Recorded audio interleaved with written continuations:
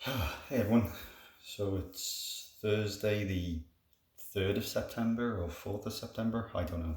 Anyway, so we ended up sending both my girls to school. Basically, it's been well over a week since I did my last video, and it wasn't an easy decision to make because there's so much conflicting numbers and so much conflicting information out there, and um, yeah, it's really tricky. It's really tricky. You know, kind of you get a bit of your conspiracy head starts to play after a while when you start looking at numbers and things, because it seems to be you can find whatever results you're looking for. So if you're looking for results which will suggest that there's a massive situation with COVID that would mean that you shouldn't be sending your kids to school and you shouldn't be going outside, easy enough to find. Alternatively, if you're looking for something which is more in line with the percentage of people that have been infected versus the people that have flu, and the fact that COVID is very, very bad if you get it, but so is real flu if you get it, and the elderly and people with bad chest can be affected harder by COVID, same as flu. Um, you know, start to wonder whether it was more a reaction because it was something new and we didn't know much about it. Either way, it's not the reason why we sent our girls to school. The reason that we did was because we didn't really get much choice. We got in touch with the education authority and basically said, what evidence do you have? What numbers do you have and what data do you have to say that it is safe? With our youngest going to school now, it means, we have to be a bit more wary of her going near her grandparents and things, stuff like that. So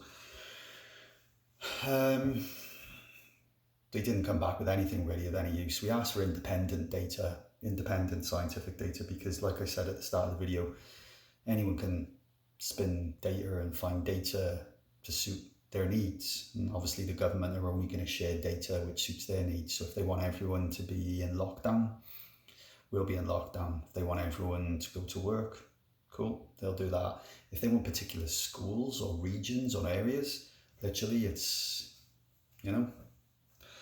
So our reasoning was more around mental health, because, we could have kept the girls off for a few weeks.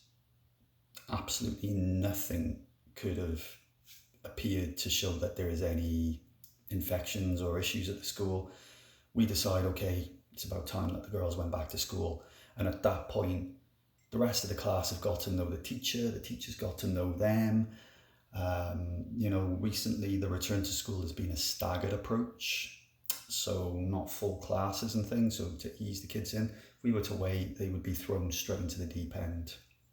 So we thought at this point, it's the lesser of two evils. I'm not for 1 minute thinking that my girls are going to get COVID. And, when I think along those sorts of lines and I look at the measures that the school are taking, I trust that they're very safe. So my oldest daughter started school this week. She was only in for one morning and she starts properly next week. My youngest, she's been back to school as normal this week. Bit of a shambles around the picking up and dropping off area, just as I had predicted. The area where my youngest is dropped off is right next to a main road. It's a through road which comes through the church grounds. And the other day when I went to pick her up on Monday there, the cars are still coming down that road just as all of the children are coming out. You got easily 70 plus children all coming out onto a pavement, and then it's a road, There's been enough issues around that school with regards to assholes who just park where they shouldn't, blocking pavements and things like that. And I get it, there's not many parking spaces, but that still doesn't mean that you should jeopardise the safety of the children. And I really do have a bit of a concern now around this, you know, cars coming down that road. The cars should not be coming down that road. You shouldn't be coming down. There's no need. There's a car park at the top and there's a car park at the bottom. There's no need to go through the grounds, you know, and through past the school gate. As it happens, my youngest started sneezing yesterday, loads, and again, I don't think she's got COVID, but what it does show me is that if there is an infection or a cold or something to be caught, it will be caught despite, you know, hand sanitizers and all of this thing. You know, so we found my daughter's now sitting smack bang in the middle of the classroom, you know, rows of desks. Originally she was sitting right at the front and in the corner, happy enough about that, but now yesterday we find out she's sitting smack bang in the middle. It's ridiculous, absolutely fucking ridiculous. I know they talk about putting them face to face being dangerous, but in rows it's just as bad. I mean, obviously, you know, if I find out my girl's got a cold and that today, we will be getting in touch with school. I know it's not 100% the school's fault, but come on, you know, if they're using hand sanitizer and washing their hands and being told to cough and sneeze into tissues and things to keep it away from people, how has Hope now got a cold, you know? But like I said, you know, it depends on how you want to look at this. You know, if Hope was to get COVID, and God, I hope she doesn't, you know, I'm certain she would bounce back, no probs. Not saying that she would be fine, I'm saying it would be bloody awful, but she would bounce back, you know.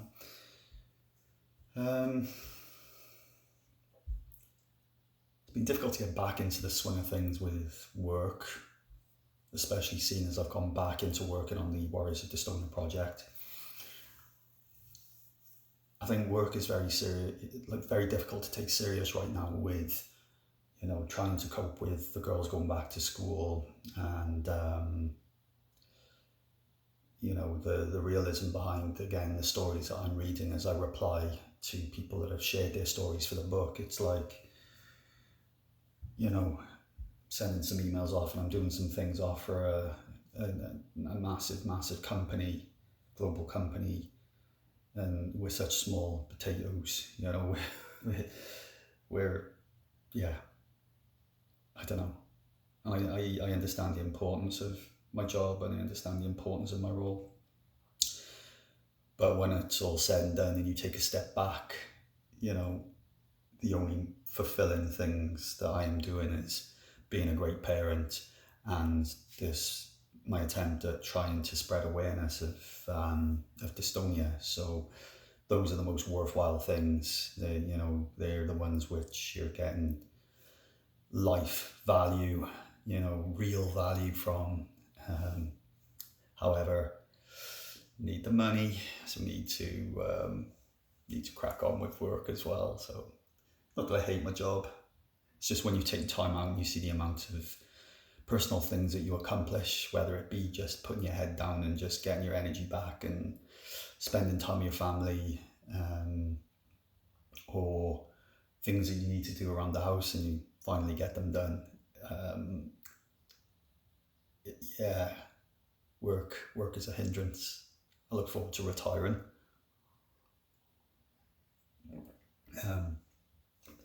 But yeah, the time off was lovely. It was really nice. Had a nice bit of, you know, I had a nice time with my girls.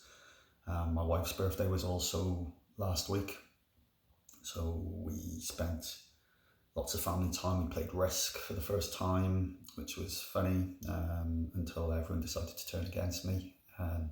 I left the room for 2 minutes just to get a drink, and my wife and my two daughters all had made plans that they were going to constantly attack me. So yeah, so I was pretty much annihilated, but it was still really good fun, and I've really wanted to get into board games with the girls, you know, playing more board games and stuff, and excuse me,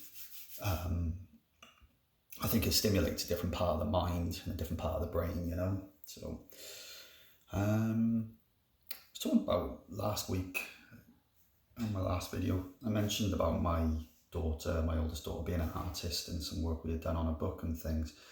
And I'd mentioned my youngest, and I said, about her being good at gaming. Well, it slipped my mind completely.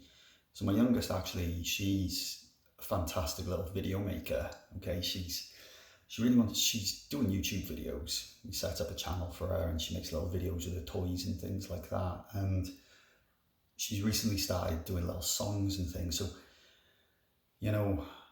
I really want to encourage that confidence and keep that confidence going, because it's something I haven't got. I used to. I really did. I used to have a lot of confidence before all this shit started happening with my neck, and then subsequent anxiety and things like that. My confidence was shot to pieces. So my youngest, I'm really proud of her and the confidence she's got in these videos and things that she's making. I do have to help her sort of edit and upload them, but it's a small thing to pay to see that she's spending that time making these videos and things.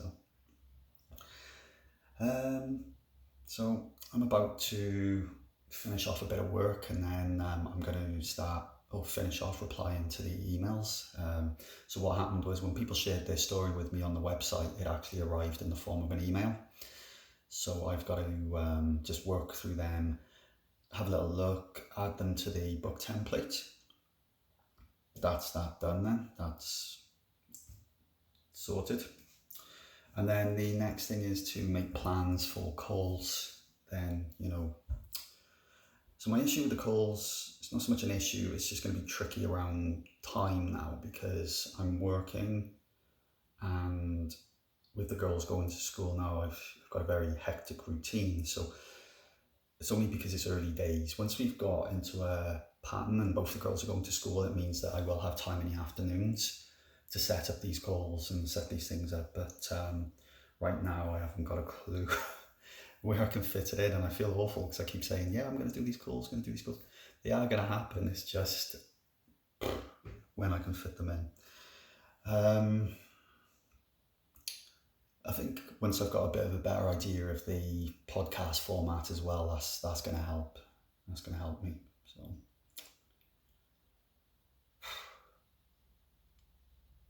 anyway, right, I'm going to carry on here. Take care.